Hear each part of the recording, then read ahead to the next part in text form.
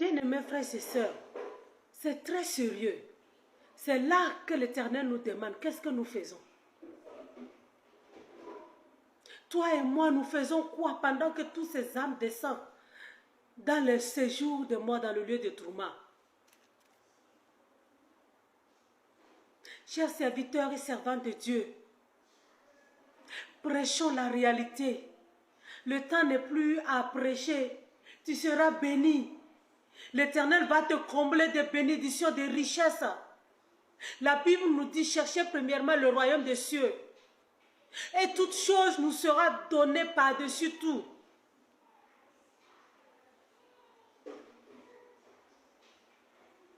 Tu vas recevoir ton visa. Et tu seras aux États-Unis dans un mois. Dans 6 mois, l'année prochaine, Dieu te promet le visa.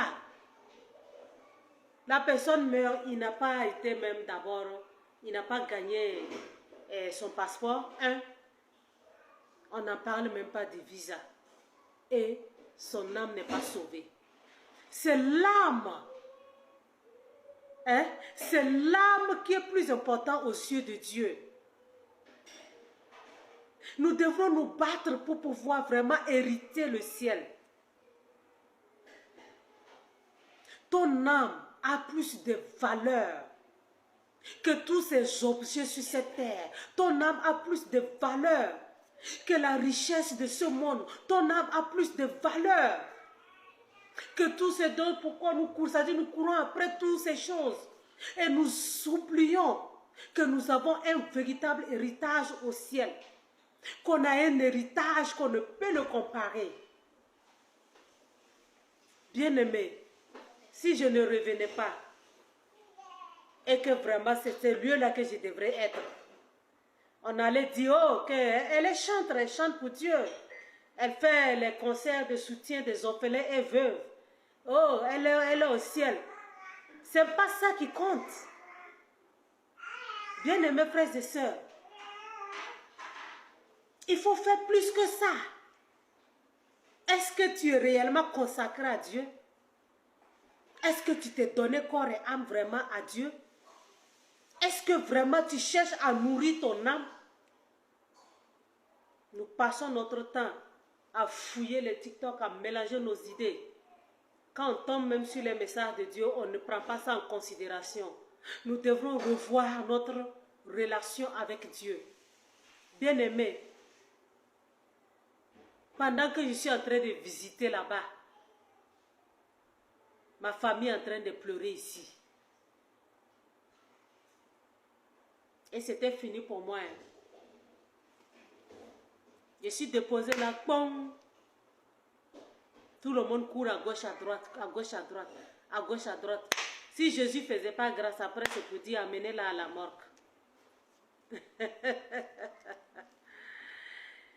Alléluia. Bien-aimé, dis, ce n'est pas encore mon jour.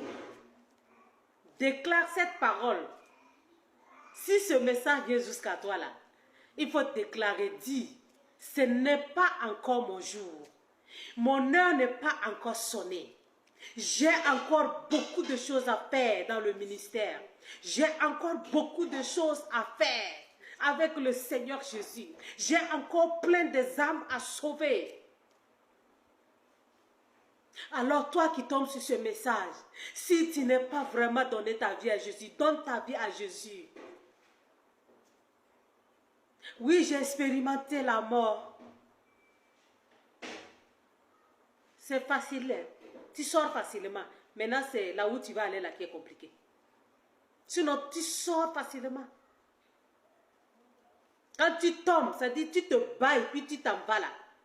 C'est le moment où tu te bats pour sortir là. C'est ça qui est le problème. Sinon, quand tu tombes, tu sors facilement. L'âme sort facilement. Il laisse le corps que nous prenons le temps de coller avec les powders, les poudres, coller les make-up, les faux cils, les faux ongles, les mèches. Nous collons les choses où l'Éternel ne veut pas là. Hein? C'est à ce moment que tu vas te rendre compte que oh, mon corps n'est pas important, c'est trop tard. Que cela ne t'arrive pas. Nous demandons à Dieu que cela ne nous arrive pas. Qu'on ne dit pas que si on savait. Mais chasse que quand tu glisses, il est difficile de revenir sur le corps. Et c'est comme ça, plein sont dans le lieu de tourment. Ils cherchent à revenir.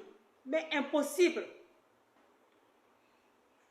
Les gens se lamentent là-bas, les gens crient là-bas de douleur. Ça fait pitié. Ils veulent revenir comme toi et moi sur cette terre.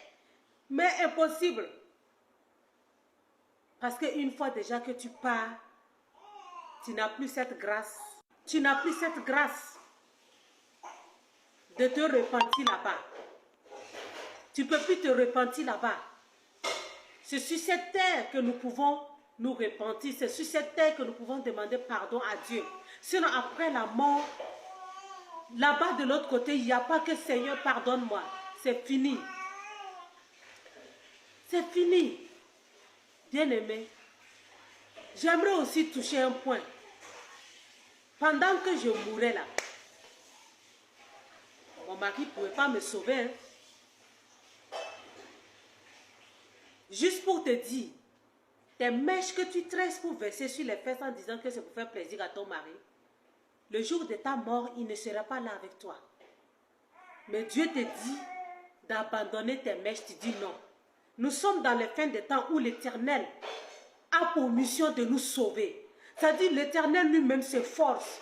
Dieu se bat tellement pour nous sauver de l'enfer, mais on lutte pour aller là-bas. On nous dit que l'utilisation des mèches va nous amener en enfer, mais nous nous battons toujours pour le faire.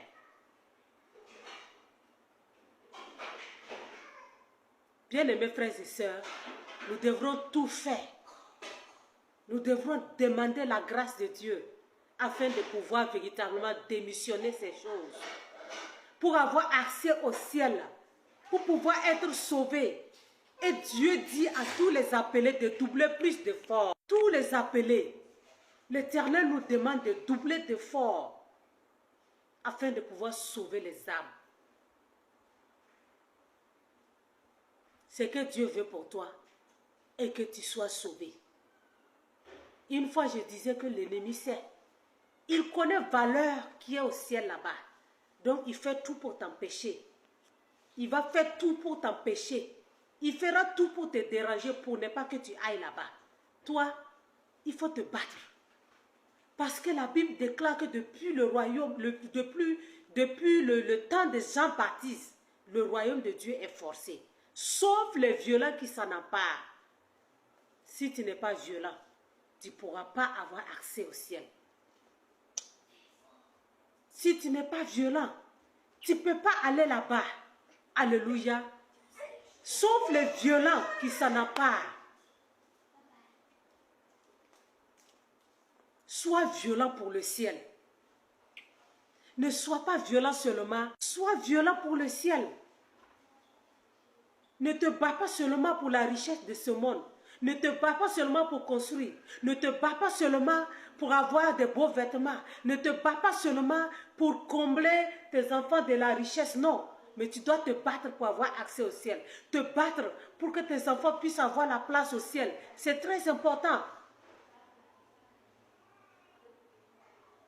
Nous devrons nous aider.